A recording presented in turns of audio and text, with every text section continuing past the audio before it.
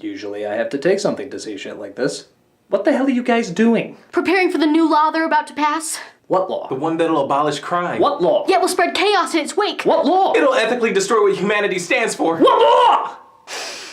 The law to split up Pinky and the Brain. That's not a law. It could be. No, it can't. It makes so much sense. It clearly doesn't. It just seems like the road America's going down. It's amazing how much it's not. And how would you know, Mr. Expert? Because it has nothing to do with crime. Crime is about breaking the law for your own personal gain. And this, amazingly, has nothing to do with that. It doesn't matter. We've set up security perimeters all around the studio just in case it causes worldwide panic. I suspect it would cause worldwide indifference. But haven't you seen The Purge? Purge! Fuck! That dumbass movie everybody fell for! Hey, if that could happen, so could splitting up Pinky and the Brain. It's not fair. Just as they're legalizing gay marriage. The Purge wouldn't happen. It never could happen, and that's why it's so baffling and it's such a success!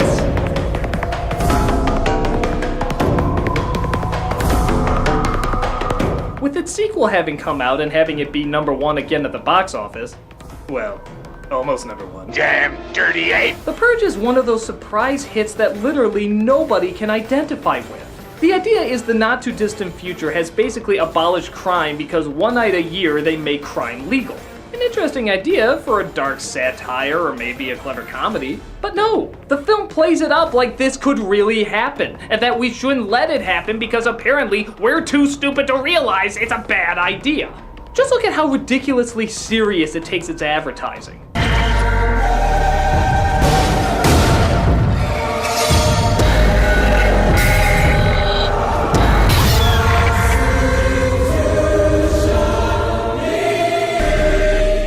Nothing like a version of Oh Beautiful being sung to blood gushing, innocent killing, homicidal psychotics slaughtering families. Now if a gay or ethnic person sang it, that'd be called for outrage. Hell, maybe America's more fucked up than we realized if we're dumb enough not only to take this shit seriously, but also give it a sequel. Let's see how this movie shows what the flying hell is wrong with us, even if it doesn't in a way that wasn't intended. So let's not waste any time. Will you guys knock it off? This is The Purge. We see the film opens in the year 2022. Yep, we only have 8 years until this plan is put into place. We're so close, America! It could happen any day! I think it's more likely we'll be dressing like this in a few months than having The Purge in a few years. Ah, yes. And just to give you a taste of how subtle and non-pretentious this film's gonna be, here's a bunch of intense violence set to calming music.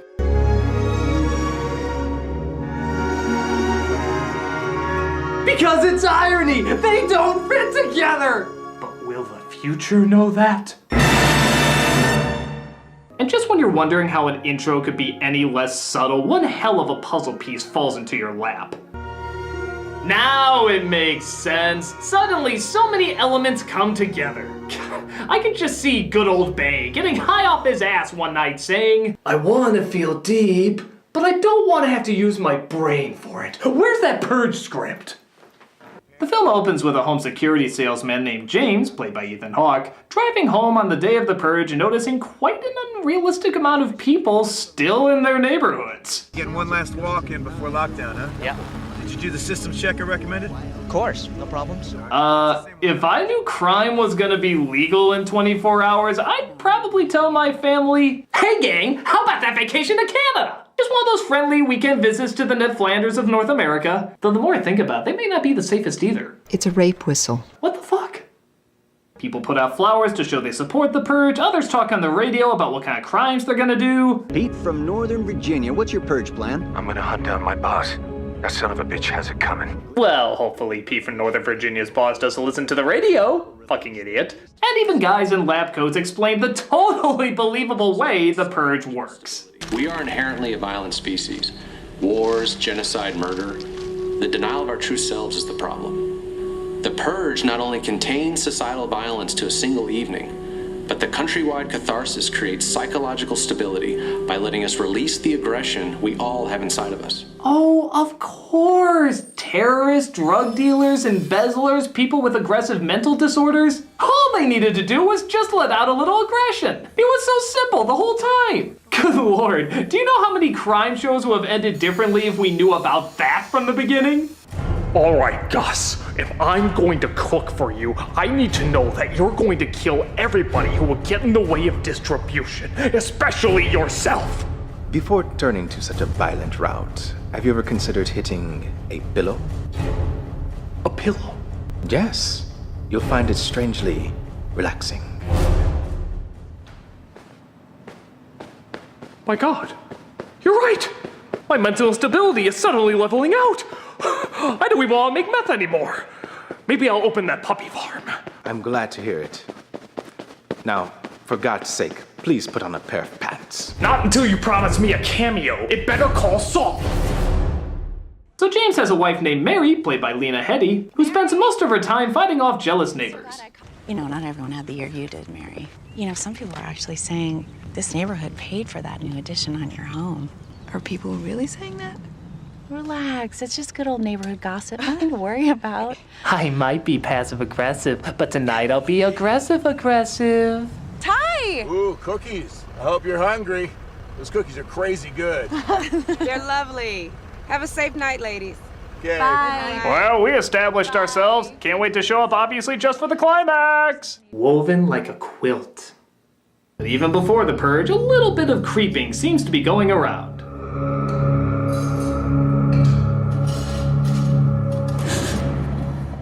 Christ. You scared me to death. Yeah, you really got me there, movie. For a second I swore a tiny person was going to kill her. Good fake out. This device was made by their son Charlie, who seems to enjoy monitoring his heart rate. Sorry, I forgot to take my vitals earlier. By the way, there's a slight deviation in my heart rate, but other than that, nothing to worry about. It's never explained why, and never comes back into the movie later. It's just something he kinda likes to do. Quirks. Replacing character identity since the beginning of this movie. They also have a daughter named Zoe, who's moody because her dad does not approve of her 18-year-old boyfriend. In English, I wrote a story about a man whose love is so powerful, cuts out his own heart. You know, he should have cut off his own penis. Zoe? Eating dinner. No Yeah, penis. come on, Zoe. Seriously, and Charlie, don't encourage him. Kids, do I have to savagely mutilate you during the purge? I'm guessing this world just thinks we're all good parents for some reason, but I can totally do that. Guys, look what time it is. Well, it's later than I thought. All right, it's time for lockdown. Wow, can't believe we almost missed that little detail. Oh, what? The purge is starting? Pfft, whatevs. It's not like we're missing an episode of Chasing Life. Hell, the movie starts by saying it's an hour until the purge begins. That means they have to drive home, talk to neighbors, start dinner, set the table, eat dinner, and prepare the security system during arguably the fastest sunset the town's ever known. Call me crazy, but I would leave so little time in between mental stability and when death becomes the new selfie. I mean, I know the rest of the world relies on the honor system by not committing crimes the rest of the year, but somebody could start early, catching you off your guard, and then leave the country while the cops are shut down. Or do they respect the purge too much to break the law?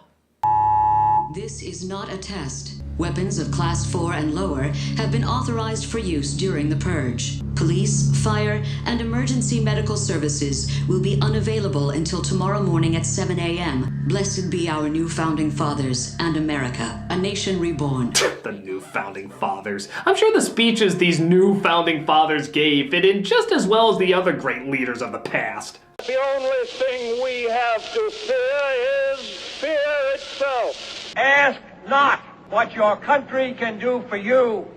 Ask what you can do for your country. Just kill some people, right?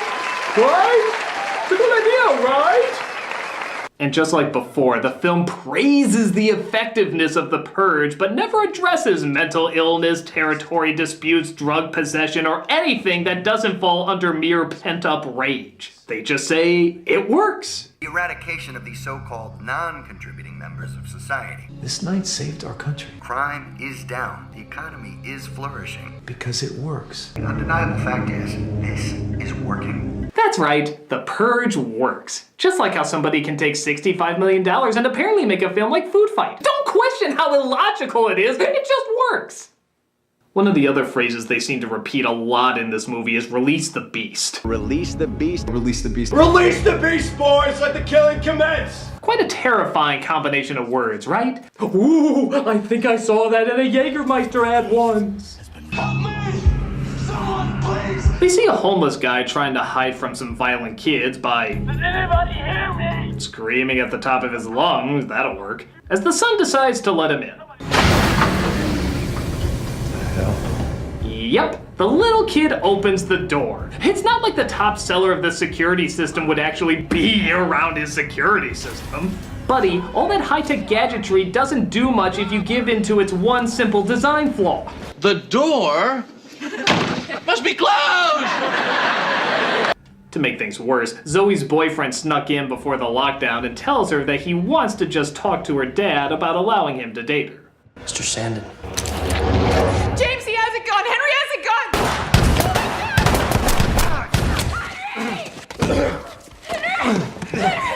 I still believe the purge works, honey! Talk went well. Hit a few bumps, but I think we can get past that.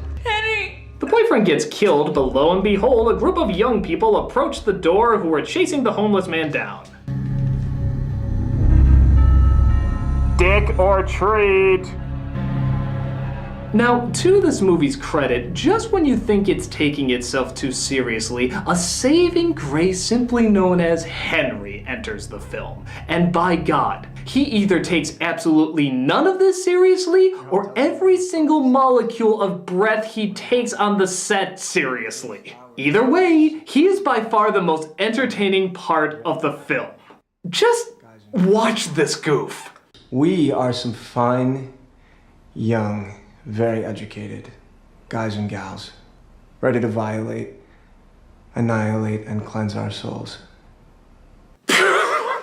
He's got more ham than a Dr. Seuss book. Mr. and Mrs. The man you're sheltering is nothing but a dirty homeless pig. A grotesque menace to our just society who had the audacity to fight back. Please just let us purge.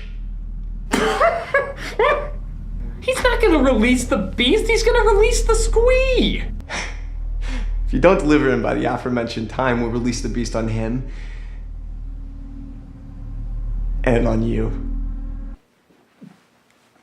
I just farted and it's gonna smell really bad! We can enter any home we want. And we will want. As wanting is our will on this fine night. What the hell does that mean? You have until our provisions arrive, provisions which will help us break into your elegant home. Toodaloo, Sandins. Well, now we know what Macaulay Culkin does to every family who watches Richie Rich. So the kids give them an hour before they try breaking in to have them hand the man over. This results in the suspenseful part of the movie, where they go through the house with the power cut by the masked kids, which would make it hard to find the guy, wouldn't it? They're obviously not gonna call the cops. And I'm not kidding, the search goes on for 15 minutes. 15 minutes of them just searching through the dark and us practically looking at nothing. I don't even know who I'm supposed to be scared for. The family, of course, are the main characters, and they're chasing an injured man crying for help. Where the hell am I supposed to be afraid? All the while, the children of the corny are taunting them, I guess, by doing non-scary things that are supposed to be scary because they have masks on.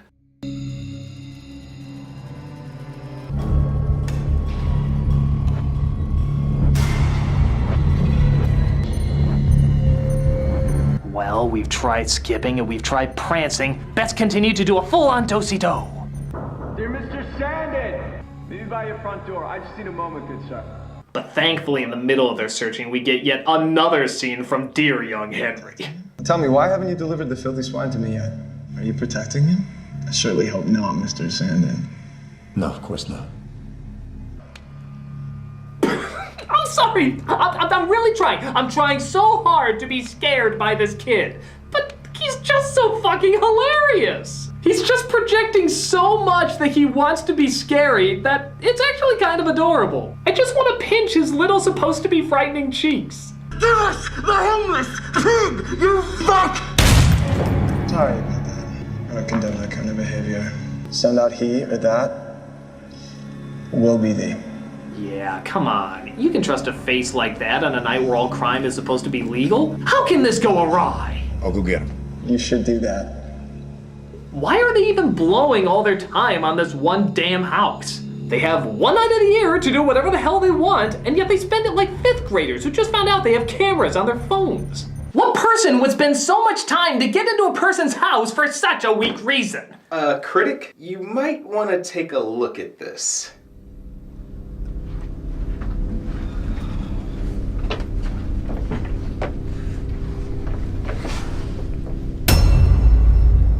Film brain? Hello, Mr. Critic. I heard you were reviewing The Purge. Yeah, what about it? You are aware that I reviewed the film on my projector series, and I was rather surprised that you didn't ask me to do a crossover with you. I just did a crossover film brain. If I did another one, it'd be too repetitive. Mr. Critic, the film you're watching is a dirty, brainless pile. A film that has the audacity to exist in our cultured, film-going society. And it deserves to be eradicated. Brutally, painfully, cripplingly. Gee, she's really wanted to review this with me. This is what happens when you try to split up Pinky and the Brain. Will you shut up? Mr. Critic, I just want to splurge as I am so entitled. Oh, please let me splurge. Film brain, I'm sorry, I can't do 2 in a row. Maybe another review in the future? Oh, I understand, of course, but the 10 tons of dynamite I laid around your office does not. I thought this place smelled dynamite-y. Film brain, what the hell? That's right, I'm bonkers now. And if you don't do a crossover with me, I'm gonna detonate your asses sky high with my mobile phone. Your cell phone's the detonator? Oh yeah, there's an app for that now. And I must be allowed to comment on this film's cheesiness. Just allow me to unleash the cheese. All right, film brain. Just give me time to write something up. How long, Mr. Critic? Commercial break, maybe? Very well, but do not disappoint me.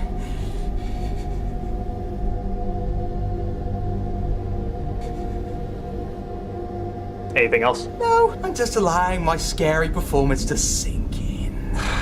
Fine. Toodaloo, Critic.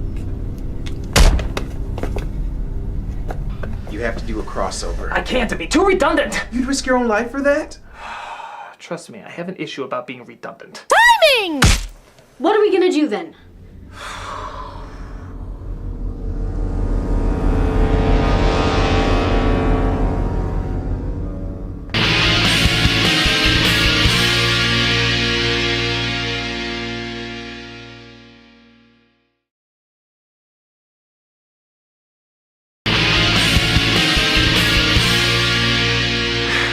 Is he doing anything?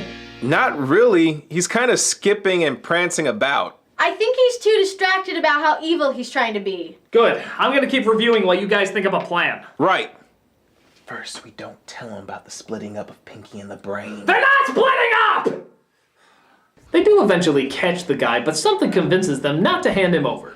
And I use the word something because I literally have no idea what it is that convinces them not to do it. The daughter says nothing will be the same. Hell, even the guy offers to hand himself over to end all the trouble. Save your children. Take me outside. And yet for some reason, they decide to renege.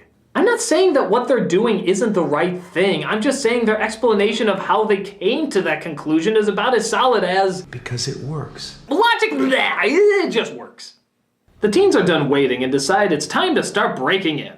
You failed to deliver the homeless swine! That piece of filth that you are protecting exists only to serve our need to purge!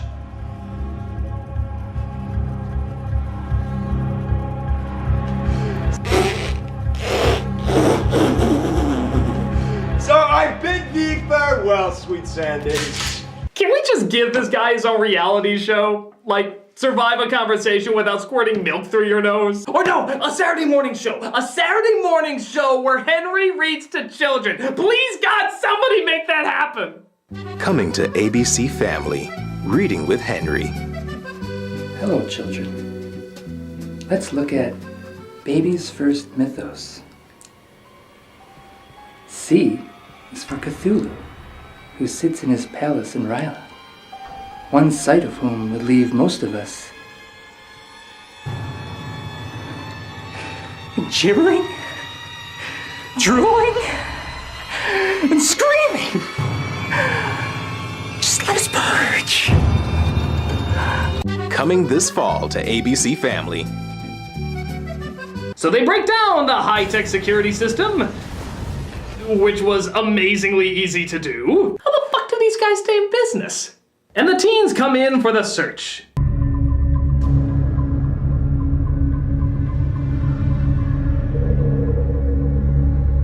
It's scary because they're taking something dark and evil and making it innocent and fun. We had to run that in slow-mo just to make sure it wasn't too subtle. But just to make sure it isn't, let's play this over it too.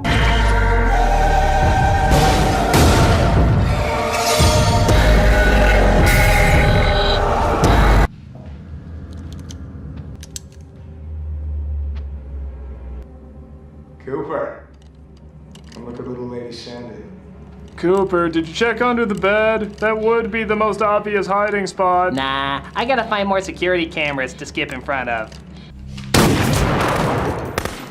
Yeah, even though the Purge has been going on for several years apparently, nobody ever thought to maybe put on body armor during it. But hey, what's the point? The Purge just works.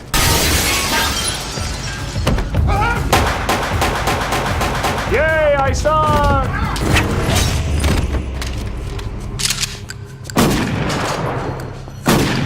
That's so they don't come back as zombies. But just when he thinks he's gotten out okay. Oh, Henry.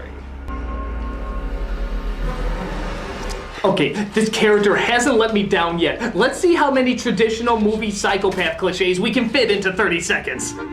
Can we have the comforting killer? The whimpering lip over the beauty of his actions? How about the thankful gratitude for giving him such an experience? Thank you for this unforgettable purge, Mr. Sandy. There better be a loving kiss in there. And top it all off with the straining of his suit and hair, proving his look is far more important than the life of another. That's 5!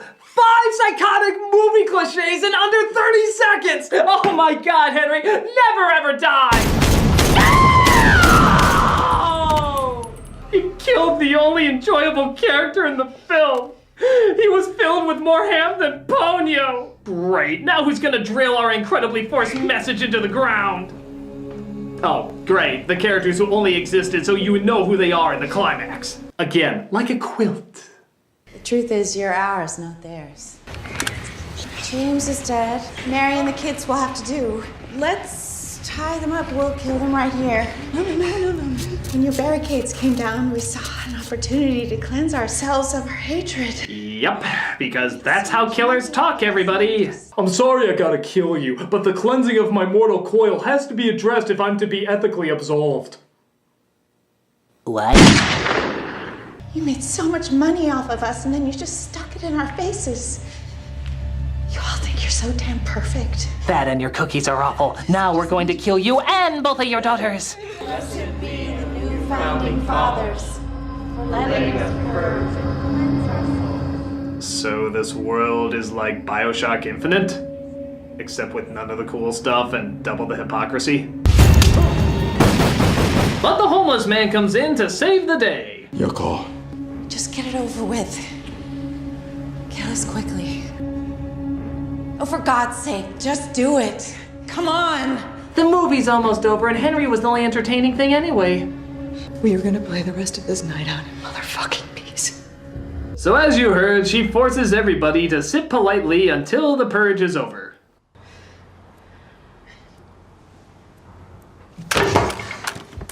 Bitch! A Lannister always pays her debts! Did you hear what I said? No more killing tonight!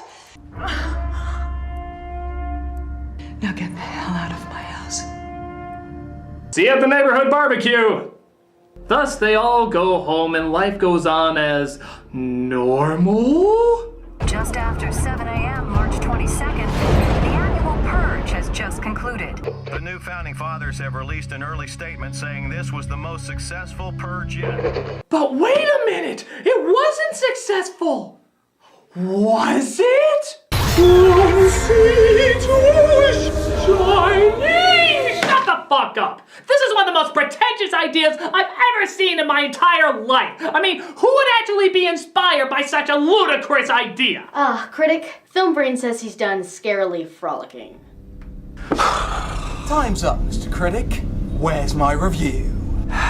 Well, I kinda just finished it up, Film Brain. What? You failed! No. I just want you to finish it off with the closing thoughts. Really? What would you have me say? Well, the point of this movie is to prove one thing, that the Purge is bad. Well, since we already know that, and not in a million years will we ever let something like this happen, it's a pretty fucking pointless message. Maybe if it was a dark comedy, an exploitation film, or balls-to-the-wall satire, but it explains nothing about how this idea could work except that it works.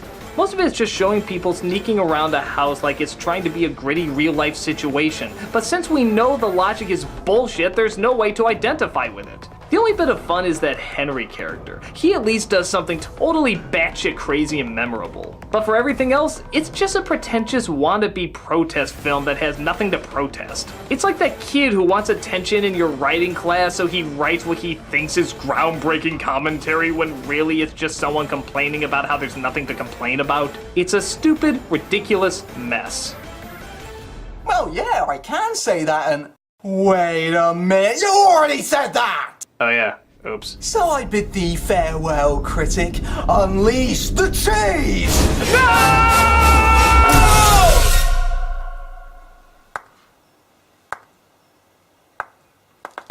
Oh, bloody hell, come on! Yes, I am going to file a complaint later. Alright, fine. Okay, let's do this. Let's kick the door down.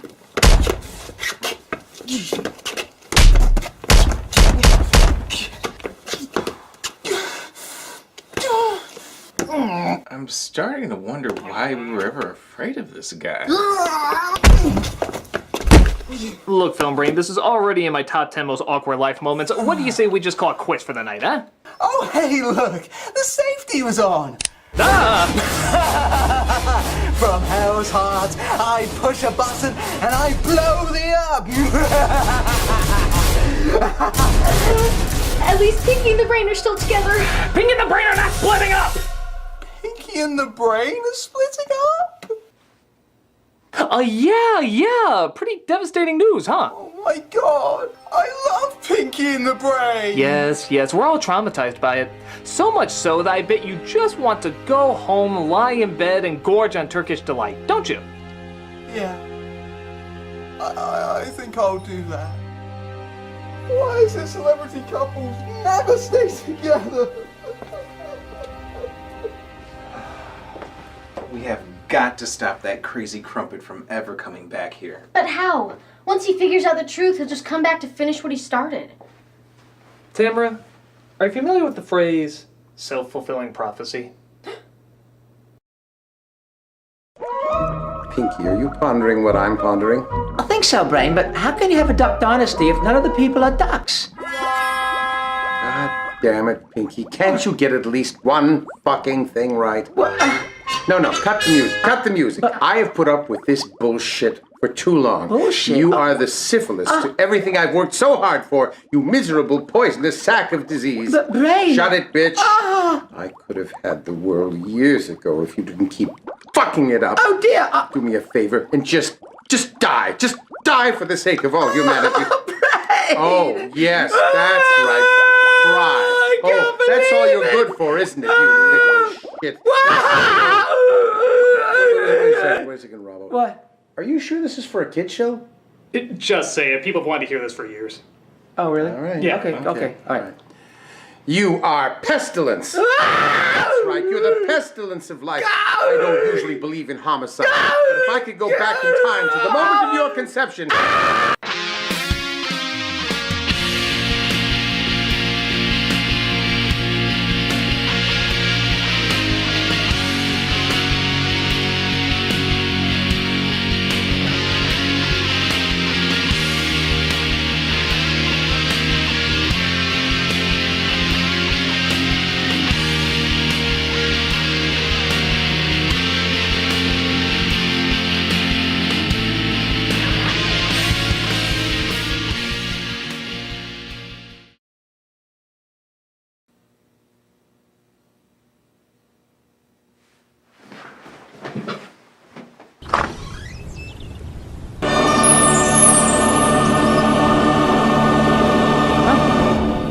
Who knew? Because it works.